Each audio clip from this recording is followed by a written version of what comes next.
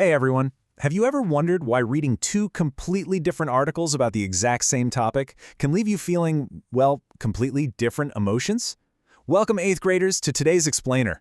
We are unlocking a literal superpower today by exploring the art of genre, shaping meaning and purpose. Because look, understanding how different genres work, it doesn't just make you a smarter reader. It makes you a much safer, much more analytical thinker out there in the real world. But before we get into the real nuts and bolts of the lesson, I want us to kind of ground ourselves with a guiding thought. Colossians 4:6 says, "Let your speech always be with grace, seasoned with salt, that you may know how you ought to answer each one." I absolutely love this verse. It sets such a gracious and, intentional tone for everything we do. Just as we should speak with purpose and grace, the authors we read are also writing with very specific intentions, and our whole goal today is to learn exactly how to recognize those intentions with wisdom. Okay, let's dive into this. Here is our roadmap for today. 1. The power of purpose. 2. Why authors' purpose matters. 3. Spotting purpose across genres. 4. Same topic, different genres. 5. Test your knowledge. And 6. Education rooted in morality. All right, Section 1, the power of purpose. Every single text you will ever read, and I mean every text, was born for a reason. We call this the author's purpose. It's simply the reason why an author sits down and writes a text. But here's the real secret. That purpose acts like a mold. It completely dictates the shape of the information before you even read the very first word. Whether an author is using characters and a plot or hard data and charts, that underlying purpose is the invisible hand guiding every single word choice they make. So basically, absolutely everything you read fits into one of four main buckets. An author writes to inform, to persuade, to entertain, or to inspire. Think about it for a second. A science report? Well, that's clearly there to inform you. A thrilling mystery novel? That's entertainment. A text message from your parents asking why your room still isn't clean? Yeah, that's definitely trying to persuade you to take action. Recognizing which bucket a text belongs in is really your first job as a smart reader. Moving right along to Section 2, Why Author's Purpose Matters. Okay, I want you to really lean in closely here, because the stakes, they're actually pretty high. This isn't just some skill for passing your middle school reading tests. Knowing the purpose is the armor you need to truly evaluate what you consume every day. It helps you judge a text's reliability, its tone, and its usefulness. For example, an informational article on climate change is going to heat you with facts and statistics.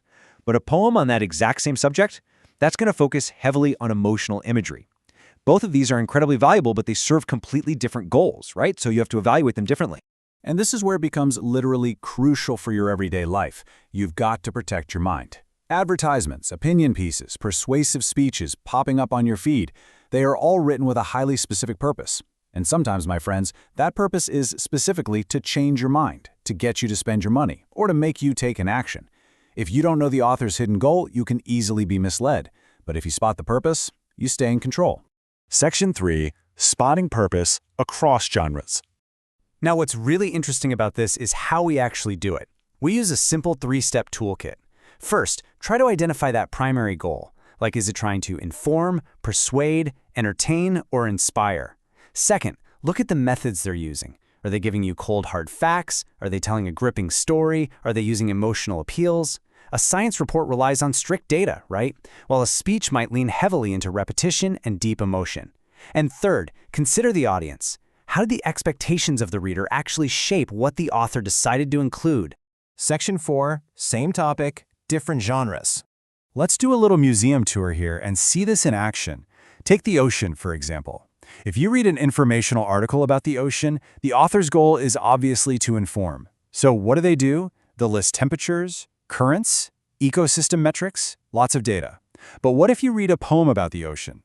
The poet's goal is to inspire. So they're going to use metaphor, maybe describing the ocean's endless heartbeat, to really stir your emotions. It's the exact same water, but a completely different experience for you as the reader. Or, how about in the world of politics? This is a big one.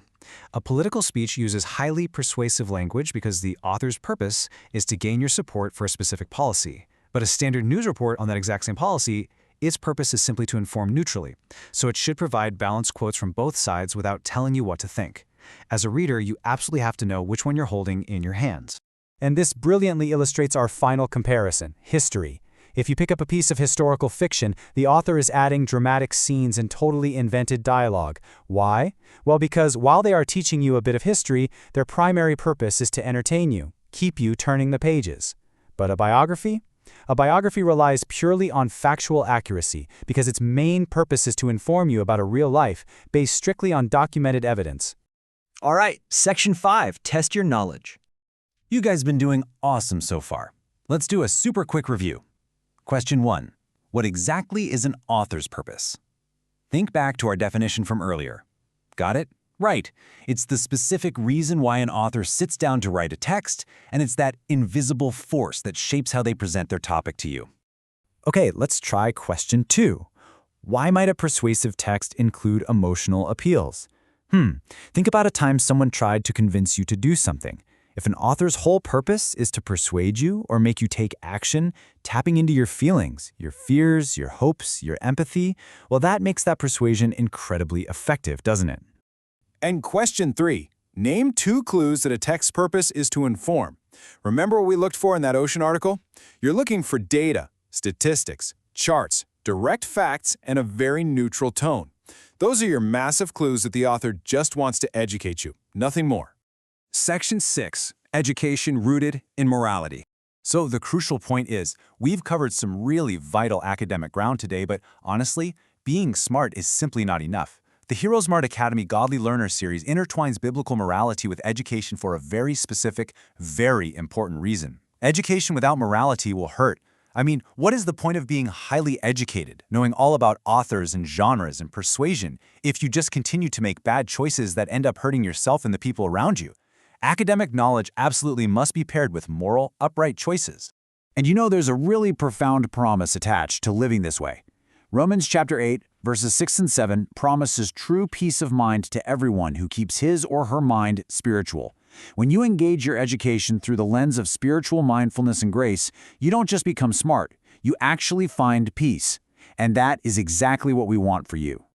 So I want to leave you today with one final, pretty powerful question to chew on.